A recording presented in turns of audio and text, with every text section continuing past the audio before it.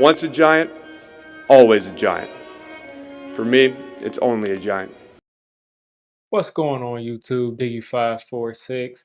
Definitely hit that subscribe button if you're new. Like the video if you like the video. And I won't tell if you click that bell.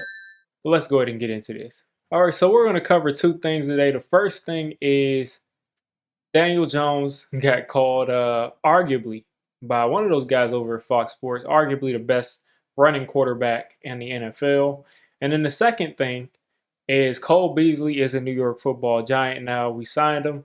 So that was kind of unexpected. We got all the receivers in the league. We got all the slot receivers, all the little receivers in the league, it seems like. But let's get straight to it. So Daniel Jones was called I think I'm going to kind of, dive into some more of the stuff I've heard about Daniel Jones the last couple of days. But the first was that he's the best running quarterback, arguably, in the NFL. And I think you can kind of lean into that. When I first heard that, I said that might be true. You can make an argument. I don't think he's the best, but I think you can make an argument of it. You know how he's decisive with it, how it continually won the Giants games. Really, what I'll say to you is Daniel Jones's legs, him running the football, may have been the most valuable legs in the NFL as far as at quarterback, because those legs, that running that Daniel Jones did, translated to wins. Games that Daniel Jones ran the ball well, we won. We won those games. So that's the argument I'd make for it. But when you pull up some of the stats, you see Justin Fields had 1,100 yards rushing, which is bonkers. It's bananas for a quarterback. Lamar Jackson, of course, is 764, and he played 12 games, so he probably would have been over 900 yards, probably running the ball. Josh Allen at 762, and then you got Jalen Hurts at 760, and he got Daniel Jones at 708. So that puts him at sixth. It puts him at fifth in the league in rushing. As far as touchdowns, when you filter off for that, Daniel Jones is tied for third place in touchdowns. Jalen Hurts had 13, and he missed games, which is scary too. He could have had like 16 touchdowns as a quarterback. Justin Fields is 8, and I think he missed a couple of games. And then Josh Allen and Daniel Jones are tied at 7. So I think Daniel Jones going into this year, he just doesn't have. Let's just be honest first off before I get deeper into this. He has the straightforward speed of a guy like a Justin Fields and a guy like even close to Lamar Jackson, straightforward in a straight line, like Colin Kaepernick. But what Daniel Jones doesn't have is the agility in the open field.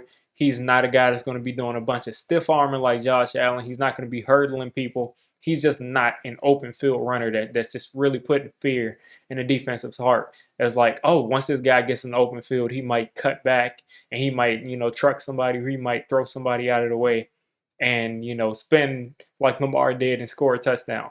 That's not going to happen. But if you leave him a crease, he's going to take it. And what he's done a lot better job of is keeping himself healthy and getting out of the way when that big hit is coming. So that's something that I will say about Daniel Jones is he's not going to be that elite runner. So I don't think he can ever be the best running quarterback in the NFL just on that. But, you look at these other guys, even some of the guys who are slower than him, maybe like a Mahomes or a Burrow, they're probably a little bit more agile in open field. But when you combine that speed with the intelligence, with the know-how to get down now that he's finally developed with with everything that he's doing, running the football, with getting that first down, with getting, 3, 4 first downs a game that would not have been gotten because of his legs, and with also being able to take off and running the ball into the end zone is huge. I really think that's huge for Daniel Jones. So I will say to Daniel Jones over the next, 4 years, while he's still got his legs, I think he'll safely be a guy that's hovering around top 5 running quarterbacks in the NFL. I think that's a safe thing to say. He's not going to ever be the best just because he just doesn't have that type of athleticism where you're classifying him as like this guy could be a kick returner or a running back. But he can be, as we've seen, his legs won us games. So I can't sleep on that. Another thing I saw, which is just crazy, and I'll keep this part short, is Mike Lombardi. He's just got something going on, And this wasn't Mike Lombardi. This was another guy, and I can't remember who it is because he was just one of those Fox personalities. Mike Lombardi said something else crazy about Saquon, but something else I heard was that Daniel Jones should take a pay cut so the Giants can sign Saquon Barkley. Now, first off, the Giants' issue with Saquon Barkley isn't, oh, we just don't have the money, we can't sign you.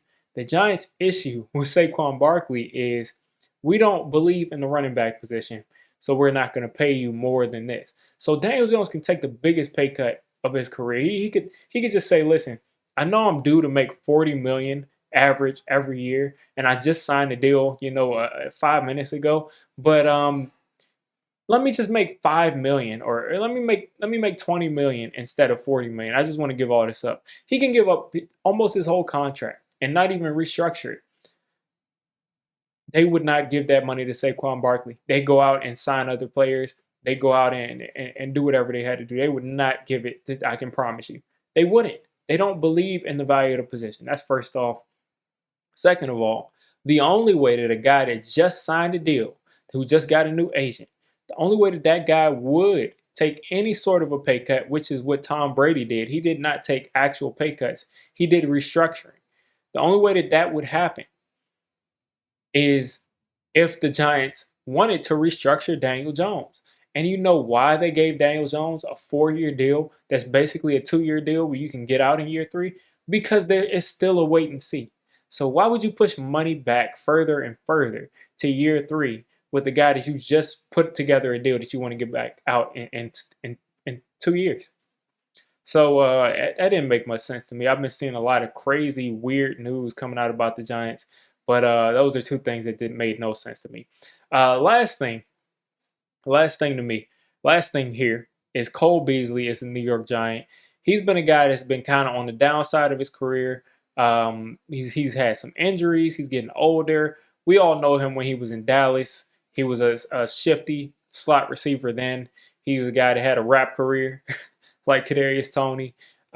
So Cole Beasley has been around for a while, but he was really good with the Bills. He knows this system. He's going to instantly come in. He's going to know what he's doing. He's going to be in the right place at the right time. Now it's just off to when is he going to play? Is he going to replace Sterling Shepard? Is he going to play behind Sterling Shepard? Is he going to pass him? Is he going to play along with, we got Jeff Smith. We got Jamison Crowder. We got Wan'Dale Robinson. Are all of these guys going to be competing for the slot? I mean, are all these guys just going to rotate? Is he just here, as a quasi coach, and he's going to leave after training camp and just retire, and he's just here to just help Dable just coach up the team? So there's a lot of factors that come into my brain here. If he still has what he had in Buffalo, then he's going to be a really safe option for Daniel Jones to go to on third downs, on pretty much any downs. But I just want to see how much he has left. I want to see if he pushes a guy like Sterling Shepard out here, which I mean I hate to see. To me he's a Giant for life. But does he push a guy like that out of here? I know he's not pushing Wan'Dale Robinson out of here. So you're thinking that he's probably just a depth piece. We'll see how this develops, guys. But quick part about Cole Beasley. Just wanted to mention that he's here and that he's a Giant, and there's going to be a real competition in training camp. So you guys that are going, pay a lot of attention to those slot receivers. And then also remember that we do not have a dominant slot corner. So if all of them look good, they could all be good, or the slot corner could just be bad. So you guys let me know what you're thinking of the Cole Beasley signing and this whole Daniel Jones hubbub about him being a top running quarterback in the NFL. Let me know what you think down in the comments. If you made it this deep into the video, come on, just hit the subscribe button. I make Giants content primarily, draft content secondarily, and during the season, I'm going to be doing a lot of reacting to pretty much most of the NFL games and everything NFL. So if you made it this deep, go ahead and join the D6 squad.